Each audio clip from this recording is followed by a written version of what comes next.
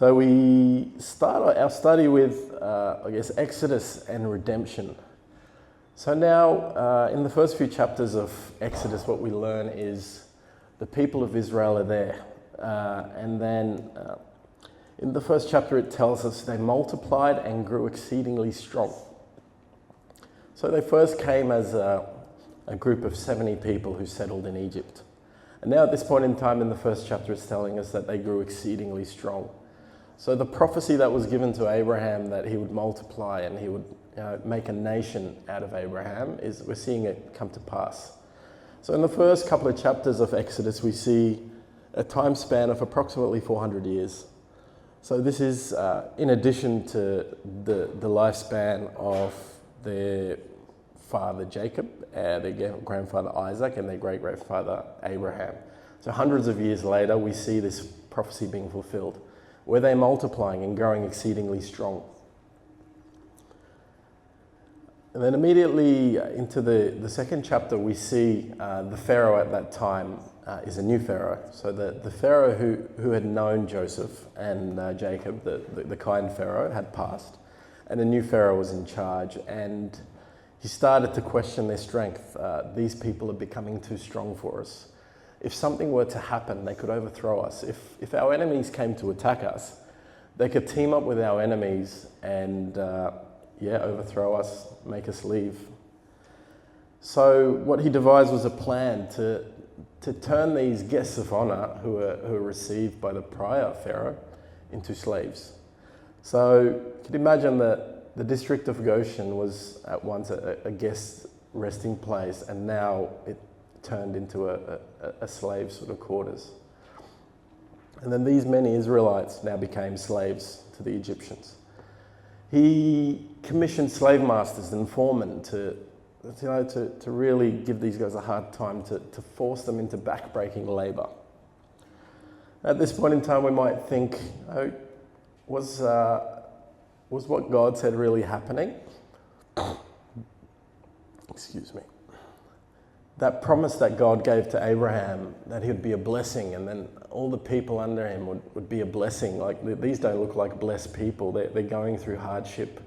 They're in pain, constant regret, and they're not liking life very much. And one thing we should probably pause and understand here is it's 400 years, it's generations after generations. So if you ask a young man at that point in time, you say, well, what do you do? I'm a slave. What did your dad do? He was a slave. What did your granddad do? Likely he was also a slave. So there's a generational sort of emotional damage that's being done to these people. These people of God, these selected people who are the passage of salvation are not really in a good space at this point in time.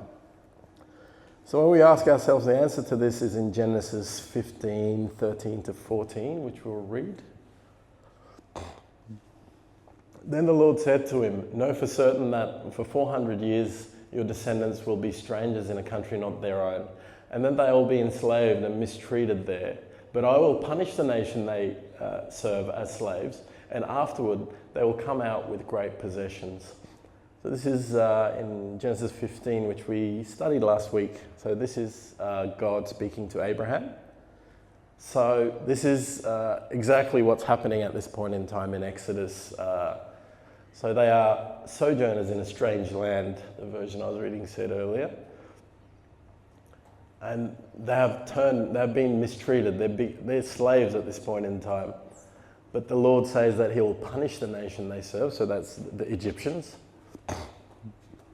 And afterward, they will come out with great possession. So if we sort of step in time, they're probably at verse 13, and 14 is about to happen. So this was a prophecy that the Lord told Abraham many hundred years prior to it happening. And then now we move to Israel's captivity. So we see that these people are in an impossible sort of situation where they are slaves. They don't have a choice. They are being beaten to produce for the Pharaoh.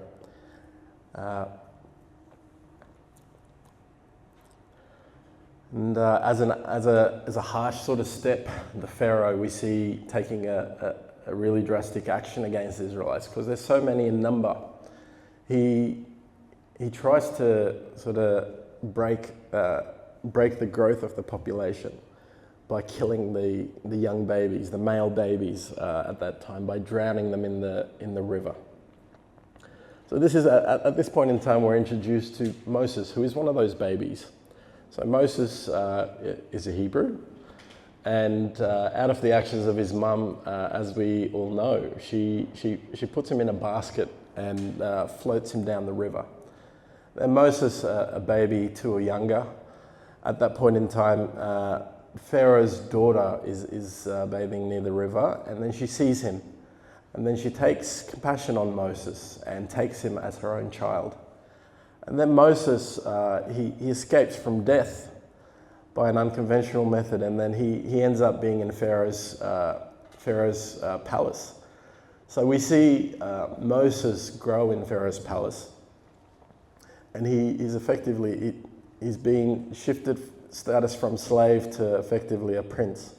So he grows as a prince.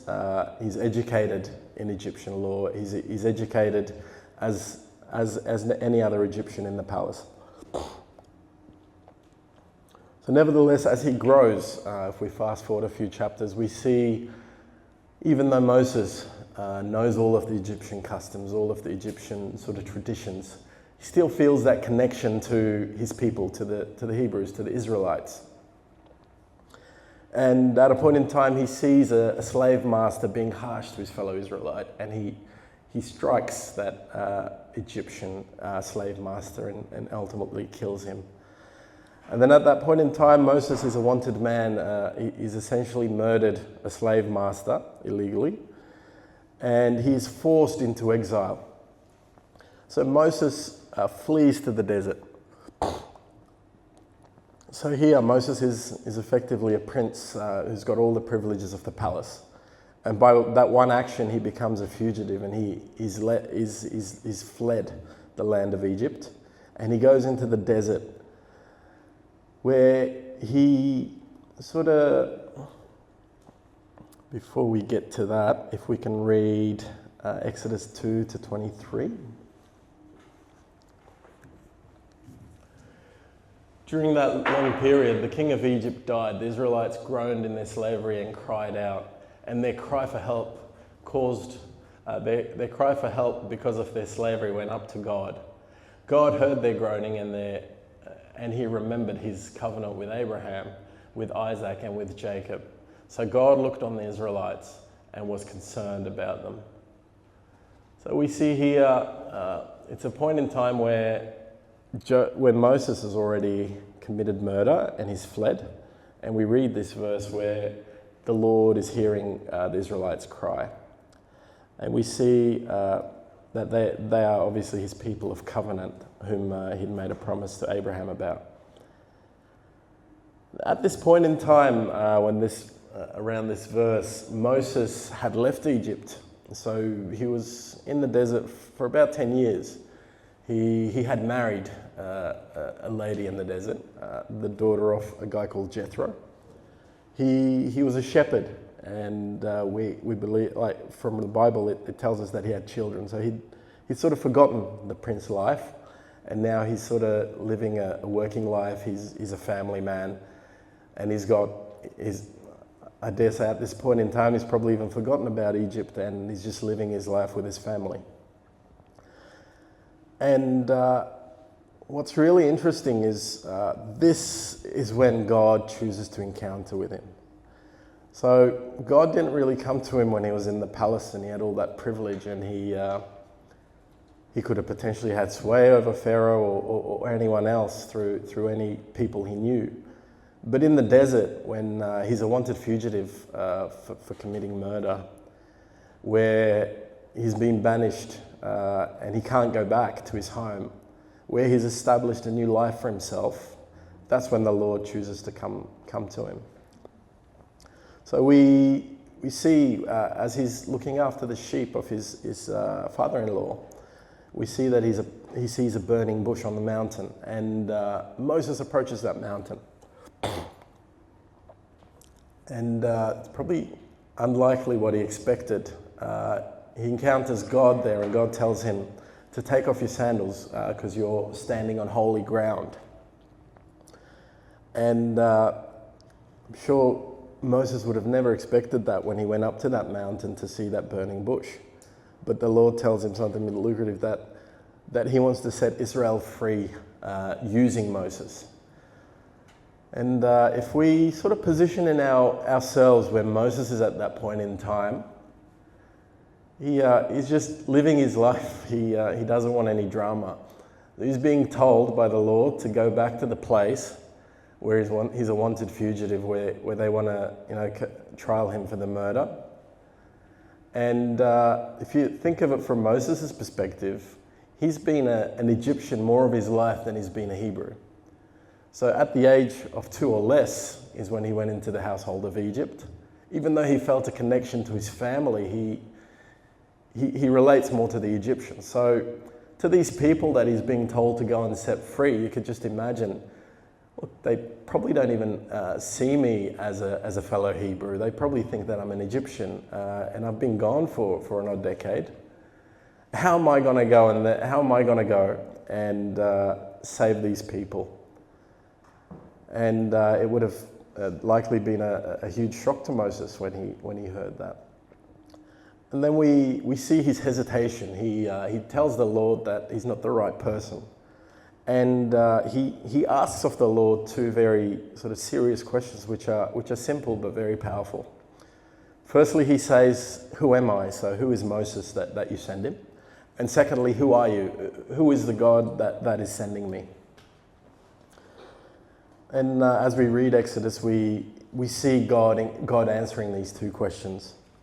So these are probably very powerful messages that we can take for our everyday lives. So the first one, who am I? So as we said, Moses is a wanted fugitive. He's wanted for murder. It's not something light. He also says that he's not well spoken. And then he's no longer a prince. He's not a man in status. He's a simple shepherd. He's got his own family. He's living a peaceful life by what we read. And he's been working for a man who's been fair to him for over 7 years. And now he's being asked to defy a powerful king who leads one of the most prominent civilizations of the time. So it's a big ask, and he really doubts himself here. He says, "Who am I that you're sending me? Isn't there someone better for the job? Isn't there someone better qualified with more experience whom you can use?" And this isn't only defying the king, but as we read earlier, that the king is getting free labor out of these Egyptians, out of these Israelites. As we read in the first chapter, they were a strong people, so he can generate revenue for his city, for his town, for his people, using those slaves. So it's not only a sign of disrespect to the Pharaoh king, but it's also stealing his resources, people he's been eating off for free for decades. And then the second one is, and then how God answers this question, who am I, is simply, "I'll be with you." So he doesn't really go explaining himself too much. He doesn't map out the plan of how he will defeat the Egyptians. At that point in time, Yahweh essentially says to him, "I will be with you," and that's sufficient. This is a really powerful statement, as in it's not about you, Moses. It's not about what you can and can't do. It's not about how well spoken you are, about your profession. It's got nothing to do about your background. It doesn't matter that you're not in the palace. It doesn't matter that you're a shepherd. "I will be with you," he says to him.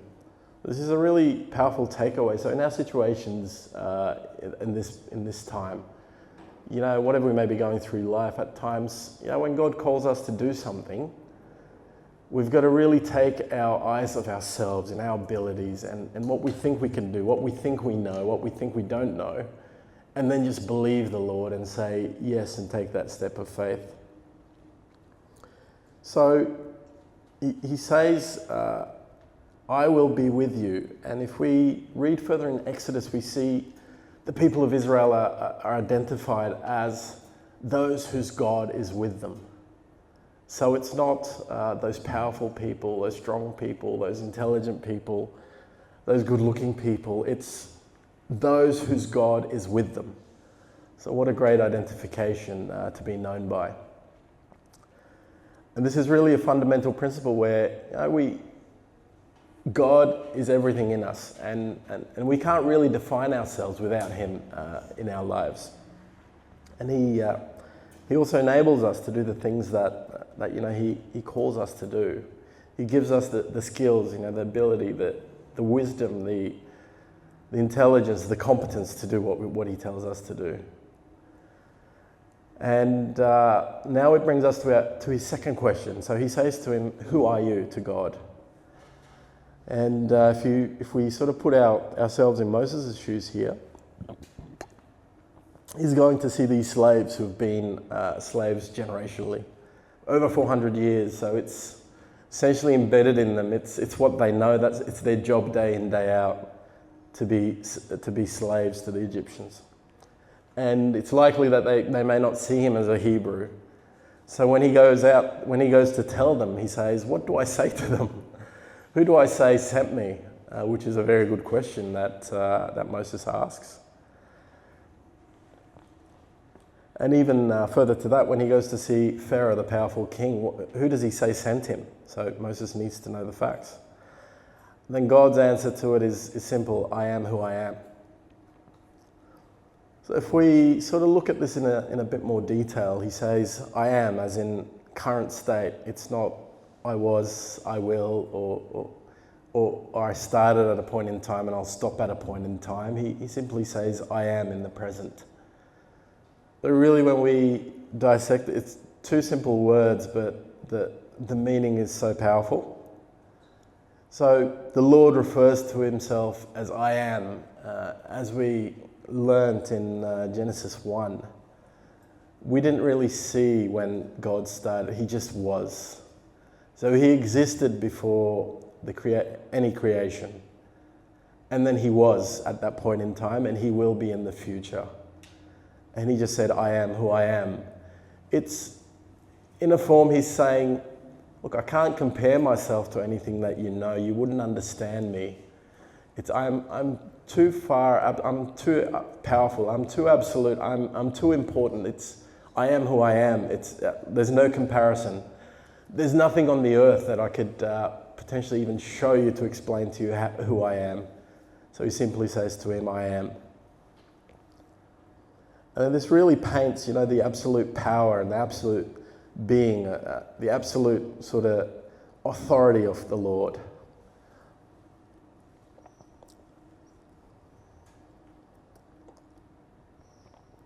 So Moses, now we see, he wasn't expecting this conversation. He was on the mountain. He spoke to the Lord, the burning bush.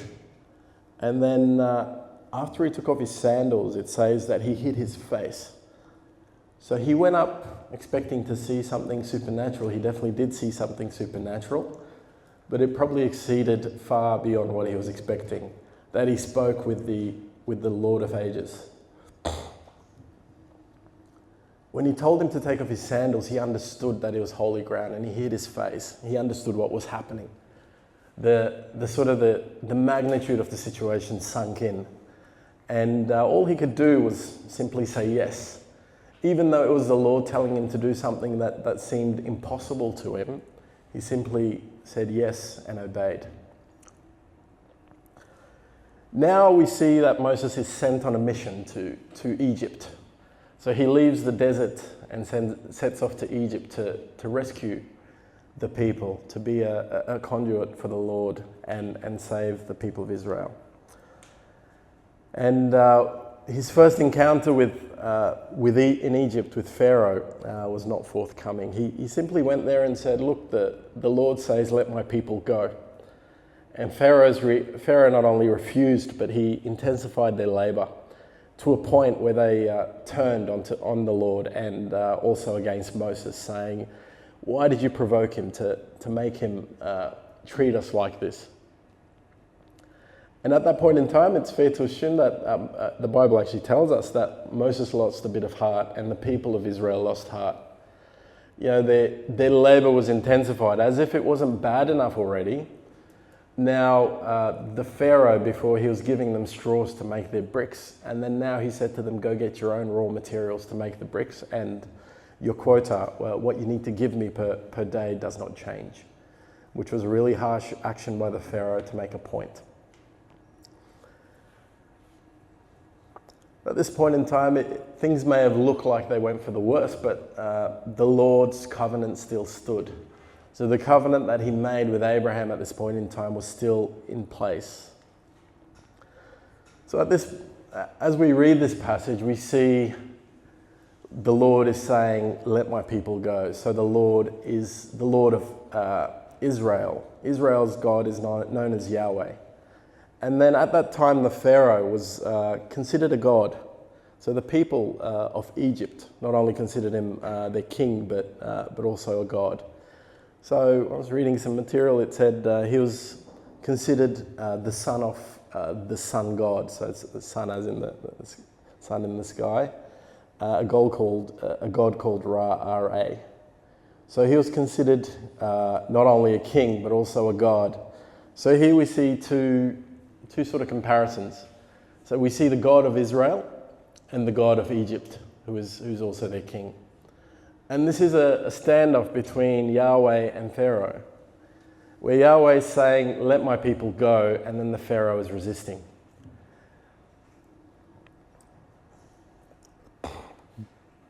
Then we see the Lord going through and inflicting many plagues on the Egyptians. It's a consistent standoff, a back and forth between Pharaoh and God through Moses. And then we see Pharaoh saying yes and then changing his mind, and then the Lord inflicting them with plagues. And then they went back and forth to 9 plagues where Yahweh showed his ultimate power and showed that he was the true God.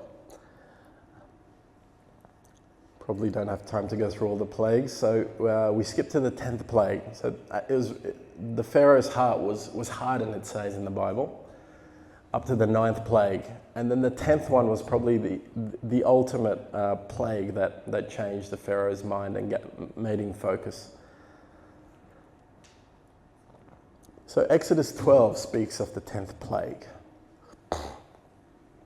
If we read Exodus 12, 29 to 30, it says, at midnight the Lord struck down all the firstborn in Egypt, from the firstborn of Pharaoh who sat on the throne to the firstborn of the prisoner who was in the dungeon, and the firstborn of all the livestock as well. Pharaoh and all his officials, all the Egyptians got up during the night, and there was loud wailing in Egypt, for there was not a house without someone dead. We really see here the Lord hitting the Egyptians really hard, taking their firstborn there from each household. So it wasn't like there was a child who passed in this house and the next house was free of death. It happened everywhere, all the firstborns, including the animals, it says.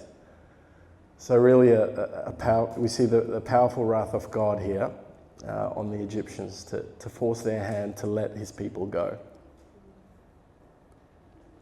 Really difficult scene to imagine where the firstborn is lost, and then it says there was loud wailing in Egypt, for there was not a house without someone dead. So if we read the 9 plagues, we see the Lord gave the Pharaoh many opportunities, to turn, to say okay, to let his people go as he commanded. But he persisted, he would not let go. So really here we see a different dimension of God. We've seen the God of love, the God of covenant, the God of promise. But here we really see the God of wrath, that the Lord stands up against those who won't let his people go. And then if we remember back to what he said to Abraham before he left his father's house, he said, I'll bless those who bless you and I'll curse those who curse you. So here he's standing against the Egyptians. Out of that covenant that was made hundreds of years ago, he really afflicts his wrath on the Egyptians. And if we ask ourselves here, we don't read anything about the Israelites. So all this happened to the Egyptians. So if we ask ourselves what happened to the Israelites,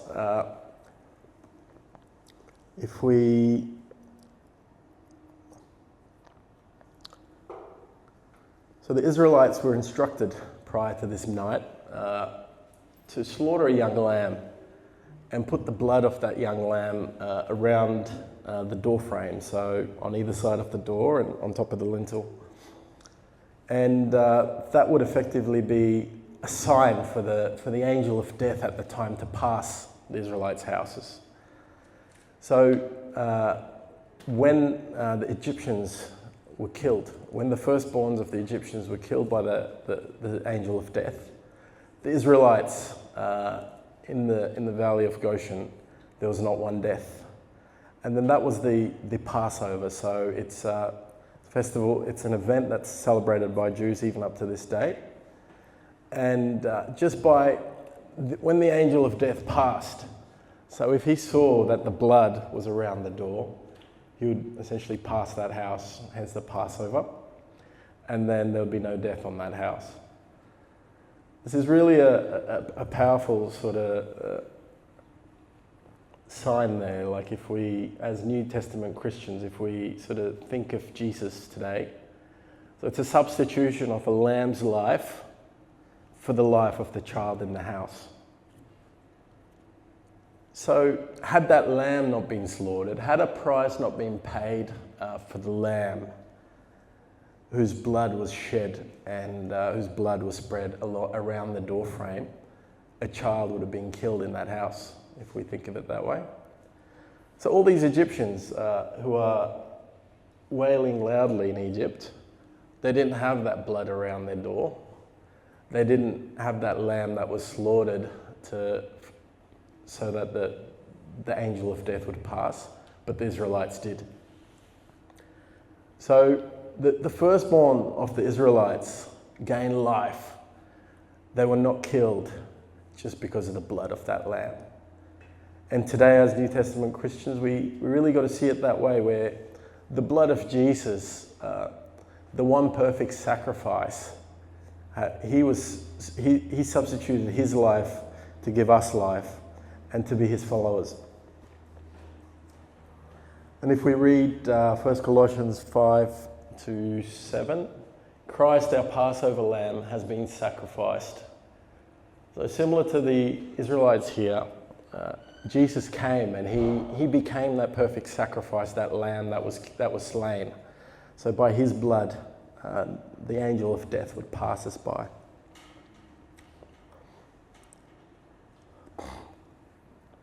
And now, this was the final plague, the most powerful attack of God on the people of Egypt. At this point in time, we see the Pharaoh saying, all right, go leave my country, go away. And we see the prophecy of the verse that we read earlier being fulfilled, where they leave with plenty of plunder. So at this point in time, the Egyptians just had enough of the plagues, enough of the Israelites. They had lost too much. And they even gave them freely all of their belongings. And they took all that plunder and left. Where were they leaving to? Back to Canaan, back to the promised land where they came from, where Israel came from 400 plus years prior. And just as they were going, as most of us know, they reach a coast near the Red Sea, and then they see that the Pharaoh had changed his mind and he's following them with chariots and horsemen. And this is a really sort of difficult thing to paint, where they've tasted that freedom, they're about to escape, their exodus had started, so their trip from Egypt to Canaan had started. But unfortunately, they hit the stumbling block where the Pharaoh has changed his mind and he's following them from behind. So it says that the Israelites were over 1 million in number at that point in time. You can imagine over 1 million people being led in the desert. They're on a coastline, and they're sort of fleeing from the Pharaoh. In front of them is the Red Sea. Behind them are horses and chariots, and armies chasing them. So people of military are chasing them from behind. And as we said, these people are effectively slaves. They're not warriors. They're not people of war. So in front of them, they're trapped by water. Behind them, there's a deadly army approaching. Then at this point in time, as we know the story, the Lord miraculously splits the Red Sea and makes a way for the Israelites. So the Israelites walk through the riverbed of the Red Sea on dry ground with water either side of them. Really a powerful miracle of the Old Testament, probably one of the most prominent miracles of the Old Testament that are referred to many times in the Old Testament, where the Lord parts the Red Sea and helps them to cross on dry ground. Not only that, when they got to the other side, we see that the Lord closes the Red Sea and drowns their enemies.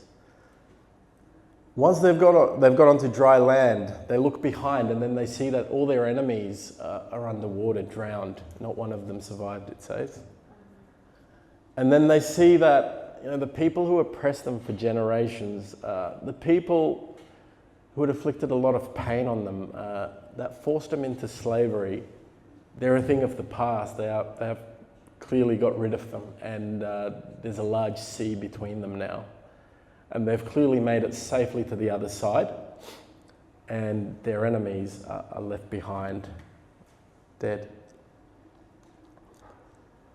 And then here we really see the awesome display of God's power, where he parts the sea, drowns their enemies, and we really see the distinction between their God, Yahweh, and Egypt's God, Pharaoh, where it really shows that it's clear who is the real God.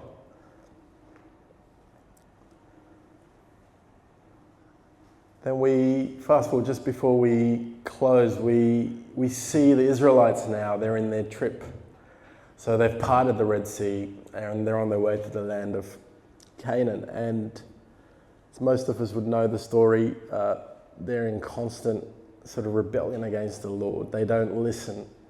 And they forget of all the good things that the Lord had done for them, how he took them out of slavery.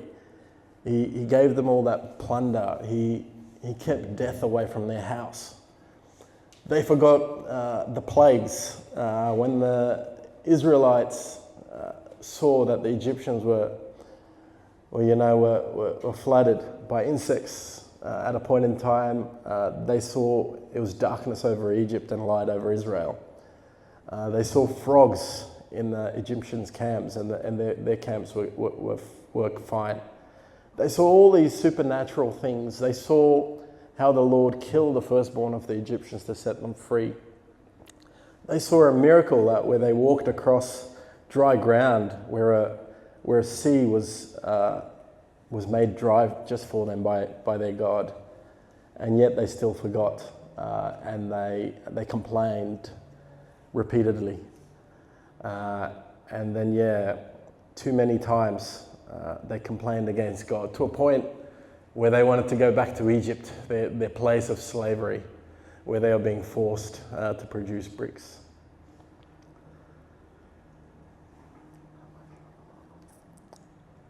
And if we sort of really bring it to ourselves, this message, and sort of put ourselves in these people's shoes, today we might not have seen the huge miracles that these people saw, but would it be fair to say that each and every one of us have seen the hand of God in our lives? In one form or another, we've seen how he's intervened in our lives and how he's changed things, how he's taken us out of dark spaces and then saved us, rescued us. Then really we really need to take this as a lesson for ourselves, that we've got to remember of all the good things that the Lord has done for us, how He has really helped us escape the hard times, and He has really opened doors for us.